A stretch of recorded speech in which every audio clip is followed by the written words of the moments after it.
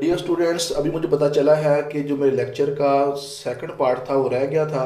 So technical ख़राबी की वजह से मैं उसको अपलोड नहीं कर सका। सो मैं दोबारा जो थोड़ा सा हिस्सा रह गया था उसको दोबारा मैं डिस्कस कर देता हूँ। सो आज का जो ईडियम है वो है जी out of the blue. Out of the blue का मतलब होता है अचानक से। इसका मतलब होता है suddenly. The news of his promotion came out of the blue. ये आज का इडियम है out of the blue. Daily base पे मैं एक इडियम और एक पेरा वर्ड बताता हूँ। आज का पेरा वर्ड है प्रिंसिपल। अगर PAL हुआ तो इसका मतलब होता है कॉलेज स्कूल का जो लीडर होता है, हेड होता है, डायरेक्टर होता है। तो इसका जो एंटोनिम है डेट इज सबऑर्डिनेट। इसका सेंटेंस हम बनाएंगे, the school principal address the student in morning assembly. और जो प्रिंसिपल जिसकी एंड पे एल ई आता है इसका मतलब होता है उसूल, रूल, लॉ। तो इसका जी एंटोनिम है एक्सेप्शनल। ठीक है, the principle of honesty should be followed in all dealing. और ये जी एंड पे जितने भी एडिटोरियल और ओपिनियन होती है उसमें से मैं ये लफ्ज़ उठाता हूँ। डेलिंक्वेंट का मतलब होता है जी गैर फर्जी। ठीक है, मतलब जो कोई बात आपकी ना मान रहा हो। ठीक है, नेग्लिजेंट इसका सिनोनिम है और इसका एंटोनिम है रिस्पॉन्सिबल। पैराडाइम का मतलब होता है जी अ मॉडल और पैटर्न। ठीक है, इसका एंटोनिम है अनोमली। ये जी आ चुका है इंटेलिजेंस ब्यूरो के पेपर में। इस तरह का जो एनोमली वाला जो एंटोनिम है ये आ चुका है। इस तरह आपने देख लेना है। उसके अलावा जी रिसुसिटेट, इसका मतलब होता है to revive, back to life, revive कर जाना। ठीक है, इसका एंटोनिम है किल, डिस्ट्रॉय।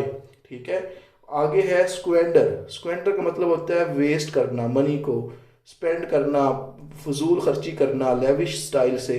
इसका एंटोनिम है सेव करना, कंजर्व करना। उसके अलावा ओप्रेस्ड जो है इसका मतलब होता है मजलूम। इसका जो सिनोनिम है वो है परसिक्यूटेड। एंटोनिम इसका है प्रिविलेज्ड, पावरफुल। उसके अलावा जी यूसर्प जो है इसका मतलब होता है टेक अ पोजीशन और पावर, सियाइज कर लेना, किसी चीज़ पे कमांड पॉइंट हो जाना, गजब करना जो है जुल्म करके। तो इसका जो एंटोनिम है सरेंडर करना, रिटर्न करना। उसके अलावा एग्जोरिबिटेंट ये भी आ चुका है सिनोनिम मिनिस्ट्री ऑफ डिफेंस में। इसका मतलब होता है एक्सपेंसिव, महंगा। इसका एंटोनिम है रीजनेबल, अफोर्डेबल। अंडर एस्टिमेट जो है इसका मतलब होता है अंडर वैल्यू। इसका एंटोनिम है जी ओवर वैल्यू। ये जी आप डेली बेस पे करेंगे तो आपकी लैंग्वेज बेहतर होगी। एक्सोनिरेटेड का मतलब होता है बेगुनाह, एब्जॉल्व। ठीक है, जिसको रिहा कर दिया जाए। इसका एंटोनिम है गिल्टी, कन्विक्टेड, विच हंट। इसका मतलब होता है ऐसी कंपेन चलाना किसी पर्सन के अगेंस्ट जिसमें उसको बदनाम किया जाए। ठीक है, जादूगर कहा जाए। ठीक है, प्रोसिक्यूशन, परसुएट इसका सिनोनिम है। प्रोटेक्शन और डिफेंस इसका क्या है जी एंटोनिम। ये आज की वोकेबलरी है जी। और मेलीवोलेंट इसका मतलब होता है having a, showing a wish to do evil. जो इवल लोग होते हैं उन्हें कहते हैं मेलीवोलेंट। इसका एंटोनिम है बेनोवोलेंट। रेटिसेंस होता है खामोशी। ठीक है, इसका सिनोनिम है साइलेंस, रिजर्व। एंटोनिम इसका है एलोक्वेंस। ये डेली बेस में मैं ये डिस्कस करता हूँ जी। ठीक है, जीनोसाइड कत्ले आम है और इसका एंटोनिम है प्रोटेक्शन। ट्रामा होता है सदमा, शॉक। इसका एंटोनिम है कंफर्ट, रिलीफ। ये है इडियम और पेरा वर्ड और वोकेबलरी। जो बाकी दो इडियम मैं डिस्कस ना कर सका, हालांकि मैंने ये सारा बना दिया था, जस्ट मेरे से ना बटन जो है वो प्रेस नहीं हुआ। ठीक है, वो मेरे पास जो आज का थर्ड नंबर का ओपिनियन है वो है पीस, पाइप एंड वार।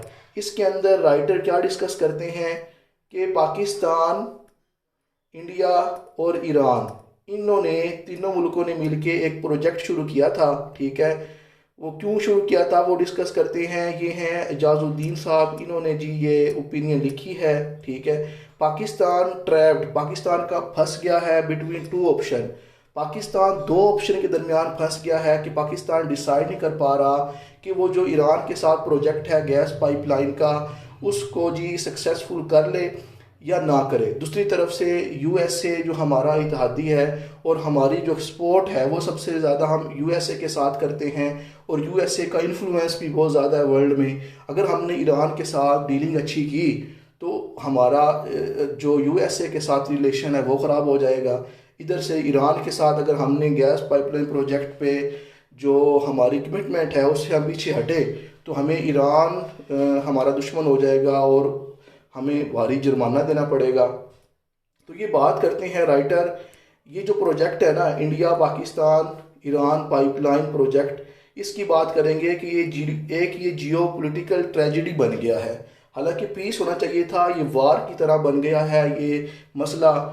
ये जी एक चैलेंज है और देखते हैं जी किस तरह इस चैलेंज से निपटा जा सकता है। और ये जो आईपीआई जो है ये एक रुकावट बन गया है डेवलपमेंट में, और ख़ास तौर पे जी जियो पोलिटिकल इशू ये एक बनता जा रहा है। और जी पाकिस्तान को गैस की ज़रूरत है क्योंकि पाकिस्तान और इंडिया दोनों एनर्जी हंगरी कंट्री है, हमें दोनों को एनर्जी चाहिए। हमारे पास नेचुरल गैस के रिज़र्व बहुत थोड़े हैं, इंडिया के पास भी और हमारे पास भी, लेकिन ईरान के पास नेचुरल गैस के रिज़र्व इतने ज़्यादा हैं कि 150-200 साल तक यूज़ कर सकता है। तो अब जी इंडिया को भी एनर्जी चाहिए थी तो उसने जी इस प्रोजेक्ट पे साइन कर लिया था। और ये जो पाइपलाइन थी ये ईरान से पहले पाकिस्तान आना था इस पाइपलाइन ने, और पाकिस्तान से फिर बॉर्डर के ज़रिए इसने इंडिया में जाना था। लेकिन अब यूएसए की इंटरफेरेंस की वजह से अब ये क्या बन गया है, एक जियो पोलिटिकल इशू बन गया है, ये कहना है राइटर का। और उसके अलावा इस पे हमने काफ़ी खासा पैसा भी खर्च कर दिया है। 1995 में जो आईपीआई है इस प्रोजेक्ट को स्टार्ट किया गया, और 2009 के अंदर जब यूएसए का प्रेशर बढ़ा तो इंडिया ने क्या कर लिया, विड्रा कर लिया, ठीक है। और साथ पाकिस्तान जो है इस प्रोजेक्ट का हामी है, लेकिन पाकिस्तान अभी भी इस पाइपलाइन प्रोजेक्ट से कोई फ़ायदा नहीं उठा सका। इब्राहिम रेसी आए थे, अभी जो रिसेंट डेवलपमेंट हुई है क्या पता अंदरूनी खाना इस पे बात भी हुई हो। और जो मिनिस्टर है यूएसए का उसका बयान आया है कि अगर पाकिस्तान ने ईरान के साथ जो ये प्रोजेक्ट कामयाब करवाया तो यूएसए जो है वो पाकिस्तान के साथ भी खराबियां पैदा कर सकता है। सो पाकिस्तान को बड़े ही ख़ास तरीके से यूएसए और ईरान के अंदर बैलेंस करने की ज़रूरत है। सो ये आपने बता देना है, ठीक है। तो नतीजा यही है कि पीस की तरफ जाया जाए और यूएसए के साथ डिप्लोमेटिक वे के ज़रिए उसको समझाया जाए कि हमें एनर्जी की ज़रूरत है, तो हमें एनर्जी मिल रही है तो मेहरबानी करो लेने दो। तो ये राइटर जो है वो डिस्कस करता है। ये जो लास्ट ओपिनियन थी डैट इज़ जर्नलिस्ट इन गज़ा, तो इसमें आप जानते ही हैं गज़ा पट्टी जो है उसके ऊपर इसराइल जुल्म कर रहा है। 35,000 से ज़्यादा लोग मर चुके हैं, बच्चे वहाँ पे जो हैं वो आर्फन हो चुके हैं, साइको पेशेंट बन रहे हैं, ठीक है। ख़ास और जो जर्नलिस्ट है जो वहाँ पे न्यूज़ कास्ट करते हैं उनको भी जी टारगेट कर रही है इसराइल की फोर्सेस। सादिया रिजा ने ये लिखा है, there is zero protection for this category of hero. और ये कहती है कि ये जो जर्नलिस्ट जो कि हीरो है नेशन के, कि इतनी मुश्किलात के बावजूद भी जो इवेंट हो रहे हैं गज़ा के वो मंजर आम पे ला रहे हैं, इनके लिए ज़ीरो प्रोटेक्शन नज़र आ रही है, ठीक है। तो साथ साथ ये बात करती हैं कि जर्नलिस्ट जो गज़ा के अंदर हैं इनको जी एक हाई रिस्क है वहाँ पे जी।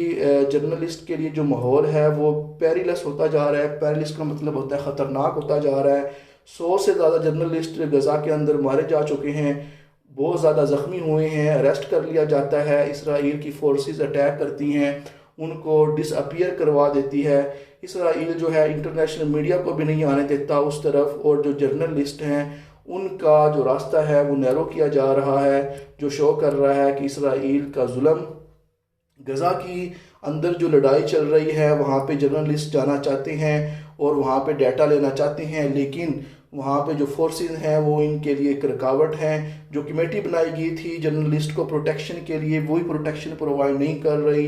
सिविलियन और उसके अलावा जो जर्नलिस्ट हैं उनको बहुत ज़्यादा प्रेशर फेस करना पड़ता है, और उसके अलावा जो इंटरनेशनल मीडिया है उसके लिए भी रेस्ट्रिक्शन है। और जो वादा किया गया था कि जर्नलिस्ट को हम प्रोटेक्शन करेंगे वार के अंदर मीडिया कवरेज देने के लिए, उसमें जी प्रोटेक्शन ज़ीरो नज़र आ रही है।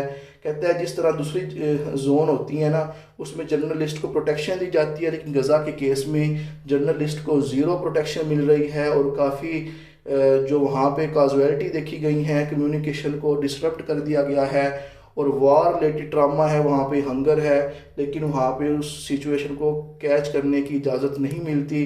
फ़लस्तीन के अंदर जो जर्नलिस्ट हैं उनकी फैमिली को टारगेट किया जाता है। और उसके अलावा अल जज़ीरा का जो कैमरा मैन है ये अबू डाका जो हैं, इन पे भी देखा गया है कि एक ड्रोन स्ट्राइक से इन पे हमला किया गया। सो ये एक बर्बरियत है। साथ साथ राइटर कहती हैं कि गज़ा के अंदर जो जर्नलिस्ट जाके रिपोर्ट करते हैं उनको मेंटल और फिज़िकल टॉर्चर देखने को मिलता है, और कुछ जो जर्नलिस्ट हैं जी वो प्रायोरिटी देते हैं अपने सर्वाइवल को और सेफ्टी को, वो इस तरफ नहीं जाते।